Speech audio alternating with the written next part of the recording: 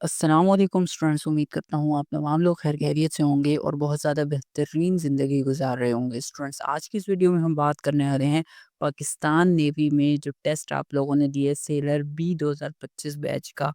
जो लोग पास हो गए हैं उनके पास होने के बाद जो नेक्स्ट प्रोसीजर है, यानी कि जितना भी आगे का जो मरहला होगा वो कैसे तय करना है और उसमें क्या-क्या चीज़ें होंगी, इन सब के बारे में हम बिल्कुल डिटेल में एक-एक चीज़ डिस्कस करेंगे। वीडियो थोड़ी-सी लंबी हो सकती है, लेकिन आप लोगों को डिटेल बताना ज़रूरी है, तो वीडियो को एंड तक देखेंगे। इस वीडियो में हम बात करेंगे कि हमारे पास फिज़िकल टेस्ट होगा, मेडिकल टेस्ट होगा, इनिशियल इंटरव्यू होगा, फिर उसके बाद पर्सनैलिटी टेस्ट भी होता है इंटरव्यू से पहले। उसके बाद जो है हमारी जो है मेरिट लिस्ट लगती है। मेरिट लिस्ट के बाद जो है हमारे पास फाइनल मेडिकल भी होता है, प्रोविज़नली सिलेक्शन होती है। तो ये सब चीज़ें, बहुत सारी चीज़ें और भी हैं, वो भी हम डिस्कस करेंगे। वीडियो को एंड तक लाज़मी देखें ताकि आपकी सारी कन्फ्यूजन्स क्लियर हो सकें। बिना टाइम वेस्ट किए वीडियो को स्टार्ट करते हैं। स्टूडेंट, जो फर्स्ट प्रोसीजर होता है हमारे पास वो होता है शॉर्ट लिस्ट का प्रोसेस। मीन्स अगर आप लोगों ने टेस्ट पास कर लिया है तो अब आप लोगों की लगेगी शॉर्ट लिस्ट। शॉर्ट लिस्ट जो है किस तरह से लगती है? इस तरह से लगती है कि जो लोग जिनका टेस्ट फेल हो गया वो तो फेल हो गए, उनका तो कोई चांस नहीं आगे, लेकिन जो लोग पास हो गए हैं ना, उनमें से भी कुछ चंद ऐसे स्टूडेंट्स होंगे जिनके सबसे ज़्यादा नंबर आए होंगे। हो सकता है किसी के 70 नंबर आए हों, किसी के 80 नंबर आए हों, किसी के 110 नंबर आए हों। ये नंबर्स मुझे वैसे पता नहीं है कि कितने-कितने होते हैं, लेकिन मैं एज़ एन एग्ज़ाम्पल बोल रहा हूँ, ठीक है? तो जिसके सबसे ज़्यादा नंबर होते हैं ना जिन स्टूडेंट्स के, उन स्टूडेंट्स को शॉर्ट लिस्ट में नाम डाला जाता है। हर टेस्ट पास होने वाले को नहीं लिया जाता, ठीक है? तो अब आप लोगों को करना है शॉर्ट लिस्ट का वेट, ठीक है? तो शॉर्ट लिस्ट कब लगेगी ये हम वीडियो को एंड में बताएँगे। अब हम चलते हैं नेक्स्ट प्रोसीजर की तरफ। स्टूडेंट, नेक्स्ट जो स्टेप आता है वो आपका आता है फिज़िकल टेस्ट का, यानी कि आपकी जिस्मानी सलाहियत, क़ुव्वत देखी जाती है फिज़िकल टेस्ट में। तो फिज़िकल टेस्ट में जल्दी से देख लेते हैं क्या-क्या चीज़ें आती हैं। तो फिज़िकल टेस्ट में सबसे पहले आपकी होती है रनिंग। रनिंग कितनी होती है? 1.6 किलोमीटर, यानी कि 1.6 किलोमीटर मीन्स 1600 मीटर 8 मिनट में कंप्लीट करनी होती है। और 15 सिटअप्स होते हैं। सिटअप्स यानी कि उठक-बैठक जो होती है ना, जो बचपन में टीचर सज़ा देती थी वही वाले। 2 मिनट में 15 करने हैं, बहुत ईज़ी है, सब कर सकते हैं। उसके बाद पुशअप्स जो होते हैं वो 2 मिनट में 15 करने होते हैं। पुशअप्स भी आप सबको पता होता है क्या होते हैं। फिर उसके बाद जो चिन-अप्स है, चिन-अप्स बोलते हैं, जो डंडे के ऊपर लटक के ऊपर नीचे होते हैं ना, वो वाले चिन-अप्स होते हैं। उनको भी 4 करने हैं हमें 2 मिनट से। अच्छा, जो बड़े-बड़े सेंटर हैं जैसे कराची, मुल्तान वगैरह हो गया, तो यहाँ पर ज़्यादातर पूरी चीज़ें ली जाती हैं, पूरा टेस्ट अच्छे से होता है। रनिंग भी पूरी कंप्लीट करवाते हैं। लेकिन जो बाकी छोटे पेशावर वगैरह के, या जो बाकी जितने भी छोटे-मोटे सेंटर ना, वो वहाँ पर इतनी ज़्यादा फ़ोकस नहीं किया जाता फ़िज़िकल टेस्ट पे। लेकिन हाँ, जो पीटी टेस्ट की, जो पीटी में जो फ़िज़िकल टेस्ट होता है उसकी प्रॉपर हर जगह पे फ़िज़िकल टेस्ट लिया जाता है। अच्छा, जो यहाँ पर पीटी ब्रांच की जो रनिंग होती है ना फ़िज़िकल टेस्ट में, वो थोड़ी-सी ज़्यादा होती है, वो 2.5 किलोमीटर होती है, यानी कि 2500 मीटर। उसकी 1600 थी, इसकी पीटी ब्रांच की 2500 मीटर होती है। तो ये कितनी देर में कंप्लीट करनी होती है? 12.45 मिनट्स में, यानी कि 12 मिनट 45 सेकंड में आपको ये रनिंग कंप्लीट करनी होती है। बाकी ऑलमोस्ट सब प्रोसीजर सेम होता है और पीटी ब्रांच का जो फिजिकल टेस्ट है वो हर जगह अच्छे से लिया जाता है। नेक्स्ट प्रोसेस आ जाते हैं स्टूडेंट्स आप लोगों का मेडिकल का, इनिशियल मेडिकल। इसमें क्या-क्या चीज़ें होती हैं इसके देख लेते हैं जल्दी से हम। अच्छा स्टूडेंट, इसके अंदर इनिशियल मेडिकल में आपका सबसे पहले तो होगा ब्लड टेस्ट, ठीक है? आपका ब्लड चेक किया जाएगा, फिर उसके बाद एक्स-रे होगा, उसके अंदर सीबीसी वगैरह चेक होती है, ठीक है? सीबीसी होती है चेस्ट की, उसके बाद यूरिन टेस्ट होगा, ठीक है? यूरिन टेस्ट के बाद होगा full body checkup. Full body checkup में क्या-क्या चीज़ें होती हैं? आपके कपड़े उतारे जाते हैं, आप लोगों ने पहले भी सुना होगा फुल बॉडी चेकअप, लेकिन थोड़ा-सा गाइड कर देता हूँ कि आप लोगों की शर्ट वगैरह भी उतार दी जाएगी। पैंट, ट्राउज़र जो भी आपने पहना है वो भी उतार दिया जाएगा, एंड देन आपका जो अंडरवियर है वो भी उतार दिया जाएगा और एक-एक चीज़ चेक की जाएगी, ठीक है? बाकी अब हम इनिशियल मेडिकल क्लियर करने के बाद जो नेक्स्ट स्टेप होता है उसकी तरफ जल्दी से निकलते हैं। नेक्स्ट जो प्रोसीजर है वो साइकोलॉजी और पर्सनैलिटी टेस्ट, यानी कि आपका पर्सनैलिटी टेस्ट लिया जाता है। इसके अंदर आप लोगों को कुछ पॉइंटर्स, पिक्चर्स वगैरह दी जाएँगी और आपको पिक्चर्स के हिसाब से, पिक्चर को देख के आपको कुछ पॉइंट्स वगैरह लिखने होते हैं।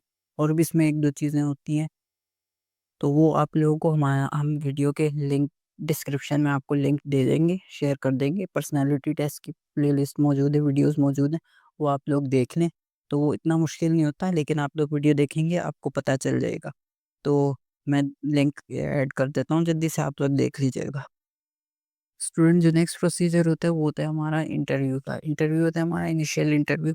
इनिशियल इंटरव्यू में हमारी सिर्फ पर्सनैलिटी जो है, हमारी सोच चेक की जाती है। ज़्यादा मुश्किल नहीं होता, बस आप कॉन्फिडेंस से अगर जवाब दे रहे हैं ना, तो उनको बस कॉन्फिडेंस ही देखना होता है। बहुत मुश्किल नहीं होता। ये नहीं होता कि किसी को वो इंटरव्यू में फ़ेल कर दें, नहीं।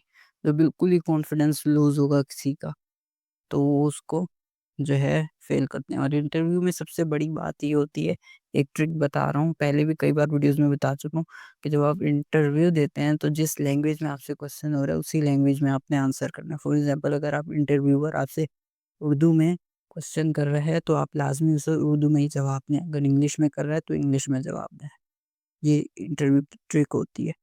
और दूसरी बात ये है कि जितना पूछा जाए उतना जवाब दें, कुछ एक्स्ट्रा ना बोलें। बस ये पास करने की 2 ट्रिक्स हैं।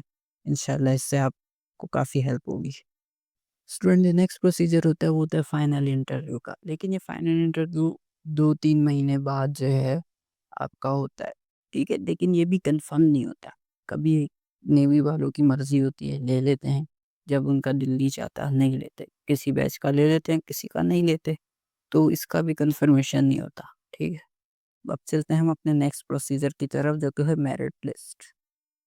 नेक्स्ट प्रोसीजर होता है स्टूडेंट्स फाइनल मेरिट लिस्ट का। जो फाइनल मेरिट लिस्ट होती है, ये जब फाइनल इंटरव्यू हो जाता है, यानी कि 2-3 महीने बाद, 4 महीने बाद जब इंटरव्यू हो जाता है, तो ये फाइनल मेरिट लिस्ट लग जाती है। अगर इंटरव्यू नहीं ले रहे, तो डायरेक्टली फाइनल मेरिट लिस्ट लग जाती है इंटरव्यू के बगैर ही।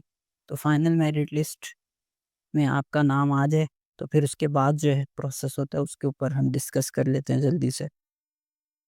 नेक्स्ट प्रोसेस है स्टूडेंट प्रोविजनली सिलेक्शन का। फाइनल मेरिट लिस्ट लग गई, मतलब आप प्रोविजनली सिलेक्ट हो गए। प्रोविजनली सिलेक्ट क्या होता है? यानी कि आप आर्जी तौर पर सिलेक्ट हुए हैं, मुस्तकिल तौर पर नहीं हुए हैं। अब आप बोलेंगे जब मेरिट लिस्ट लग गई तो आर्जी तौर पर क्यों है? उसकी मैं जो डिटेल है वो आपको नेक्स्ट स्टेप में बताता हूँ। अच्छा जी, प्रोविज़नली सिलेक्शन होने के बाद फाइनल मेडिकल होता है। प्रोविज़नली सिलेक्ट इसी वजह से होते हैं क्योंकि एक प्रोसेस अभी बाकी होता है, और वो जो प्रोसेस होता है वो होता है फाइनल मेडिकल। जब तक फाइनल मेडिकल आपका क्लियर नहीं होगा, वब तक आप परमानेंट सिलेक्ट नहीं होंगे। तो प्रोविज़नली सिलेक्ट इसी वजह से होते हैं। फाइनल मेडिकल क्या होता है? फाइनल मेडिकल बिल्कुल इसी तरह से होता है जैसे इनिशियल मेडिकल होता है। बस थोड़ा-सा ज़्यादा डिटेल में चेक किया जाता है। मगर इतना भी नहीं। अगर आप वहाँ पर ठीक है, मतलब इनिशियल मेडिकल आपका क्लियर है, तो 97-98% आपका फाइनल मेडिकल भी क्लियर ही होगा। और दूसरी बात ये कि अगर आपका इनिशियल मेडिकल में आपको रेफ़र किया है किसी भी वजह से, तो आपको फाइनल मेडिकल में भी रेफ़र करेंगे। लेकिन जो इनिशियल मेडिकल में जो आपको रेफ़र किया उसको आपको उसकी एक स्लिप मिलती है। तो वो स्लिप जो है वो आपने फाइनल मेडिकल जब आपका होगा, तो आपने वो स्लिप लाज़मी लेकर जानी है। क्योंकि अगर आपको फाइनल मेडिकल में रेफ़र किया ना, तो वो फिर रेफ़र करके आगे अनफिट कर देते हैं और आपको कैंसल कर दिया जाता है। आपको मौका नहीं दिया जाता है नेवी में काम करने का। लेकिन हाँ, अगर आपके इनिशियल मेडिकल की स्लिप की कॉपी आपके पास है और आप बोलते हैं मुझे वहाँ पे भी रेफ़र करके बाद में फ़िट कर दिया था, तो फिर डॉक्टर जो है आपको फ़िट कर देते हैं। तो इस तरह से आप सेफ साइड पे रहते हैं, तो लाज़मी जो लोग इनिशियल मेडिकल दे के उनके रेफ़र किया हुआ है, तो वो अपनी स्लिप लाज़मी फाइनल मेडिकल में लेकर जाएँगे, ठीक है? उसके बाद हम चलते हैं नेक्स्ट प्रोसेस की तरफ। नेक्स्ट प्रोसेस होता है स्टूडेंट आपका क्या? परमानेंट सिलेक्शन, यानी कि अगर आपका फाइनल मेडिकल क्लियर है तो आप परमानेंटली सेलेक्ट हो जाते हैं पाकिस्तान नेवी में, और आप रेडी होते हैं आप अपनी किसके लिए? ट्रेनिंग के लिए। तो फिर उसके बाद आपकी ट्रेनिंग होती रहती है, और फिर आगे आपका प्रोसेस चलता रहता है। ट्रेनिंग के बाद आप बिल्कुल सिलेक्ट रहते हैं, ठीक है? तो ये पूरा प्रोसेस था। और अब बात कर लेते हैं, मैंने आपको बताया था स्टार्ट में कि शॉर्ट लिस्ट कब लगेगी। शॉर्ट लिस्ट आपके एग्ज़ाम के 2 हफ़्ते बाद लगती है, यानी कि 14 से 15 दिन के अंदर आपकी लग जाएगी। जिस डेट को, अगर फॉर एग्ज़ाम्पल आपका 10 तारीख को टेस्ट हुआ है, तो हो सकता है जो लास्ट टेस्ट जो हुआ होता है, आई थिंक 13 तारीख को लास्ट टेस्ट हुआ। तो 13 से लेकर आई थिंक 26 तक, 25 या 26-27 इसी डेट्स में, जून में ही लग जाएगी शॉर्ट लिस्ट। तो उम्मीद करता हूँ स्टूडेंट्स आप लोगों को वीडियो की डिटेल कंप्लीट समझ आई होगी। अगर कोई भी प्रॉब्लम हो वीडियो में आप कमेंट कर सकते हैं। कमेंट का जवाब ना है, आप मुझे व्हाट्सएप पे मैसेज कर सकते हैं, मैं आपको जवाब दूंगा लाजमी। हमारे व्हाट्सएप ग्रुप में ऐड होना चाहते हैं, नीचे दिए गए लिंक्स पर क्लिक करें और ऐड हो जाएं जल्दी से। तो thank you very much for watching this video till the and. Allah Hafiz.